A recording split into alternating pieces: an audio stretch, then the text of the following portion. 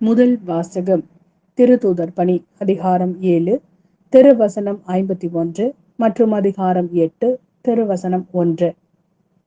திமிர் பிடித்தவர்களே, இறை வார்த்தையை கேட்க மறுக்கும் செவியும் ஏற்க மறுக்கும் உள்ளமும் கொண்டவர்களே, உங்களுடைய மூதாதையரைப் போல நீங்களும் தூய ஆவியாரை எப்போதும் எதிர்க்கிறீர்கள். எந்த இறைவாக்கினரை தான் உங்கள் மூதாதையர் துன்புறுத்தாமல் இருந்தார்கள்? நேர்மையாளருடைய வருகையை முன்னறிவித்தோரையும் அவர்கள் கொலை செய்தார்கள். இப்போது நீங்கள் இயேசுவை காட்டிக் கொடுத்து கொன்றுவிட்டீர்கள். கடவுளின் தூதர்கள் வழியாய் தரப்பட்ட திரு சட்டத்தை நீங்கள் பெற்றிருந்தும் அதனை கடைபிடிக்கவில்லை.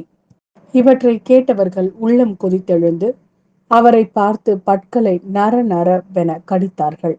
அவரோ தூய ஆவியின் வல்லமையை நிறைவாய் பெற்று வானத்தை உற்று நோக்கினார். அப்போது கடவுளின் மாட்சியையும் அவர் வலப்பக்கத்தில் இயேசு நிற்பதையும் கண்டு, இதோ வானம் திறந்திருப்பதையும் மானிட மகன் கடவுளது வலப்பக்கத்தில் நிற்பதையும் காண்கிறேன் என்று கூறினார். ஆனால் அவர்கள் தங்கள் செவிகளை அடைத்து கொண்டு பெரும் கூச்சலிட்டு ஒருமிக்க அவர் மேல் பாய்ந்தார்கள். நகரத்திற்கு வெளியே இழுத்து கொண்டு போய் அவர் மேல் கல்லெறிந்தார்கள்.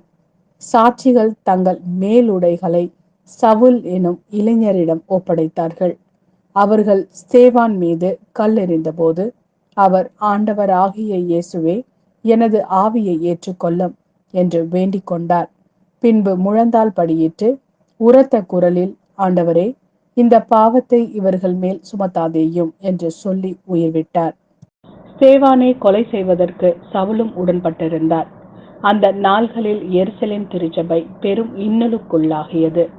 திருத்தூதர்களை தவிர மற்ற அனைவரும் யூதேயா சமாரியாவின் நாட்டுப்புறமெங்கும் சிதறடிக்கப்பட்டு போயினர். இது ஆண்டவரின் அருள்வாக்கு. இறைவா, உமக்கு நன்றி. யோவான் எழுதிய நற்செய்தி அதிகாரம் 6 திருவசனங்கள் 30 முதல் 35 வரை. அவர்கள், நாங்கள் கண்டு உம்மை நம்பும் வகையில் நீர் என்ன அரும் அடையாளம் காட்டுகிறீர்? அதற்காக என்ன அரும் செயல் செய்கிறீர்? எங்கள் முன்னோர் பாலை நிலத்தில் மன்னாவை உண்டனரே, அவர்கள் உண்பதற்கு வானிலிருந்து உணவு அருளினார் என்று மறைநூலிலும் எழுதப்பட்டுள்ளது அல்லவா என்றனர். இயேசு அவர்களிடம், உறுதியாக உங்களுக்கு சொல்கிறேன், வானிலிருந்து உங்களுக்கு உணவு அருளியவர் மோசே அல்ல. வானிலிருந்து உங்களுக்கு உண்மையான உணவு அருள்பவர் என் தந்தையே. கடவுள் தரும் உணவு வானிலிருந்து இறங்கி வந்து உங்களுக்கு வாழ்வளிக்கிறது என்றார். அவர்கள், ஐயா, இவ்வுணவை எங்களுக்கு எப்போதும் தாரும் என்று கேட்டுக்கொண்டார்கள். இயேசு அவர்களிடம், வாழ்வு தரும் உணவு நானே. என்னிடம் வருபவருக்கு பசியே இராது.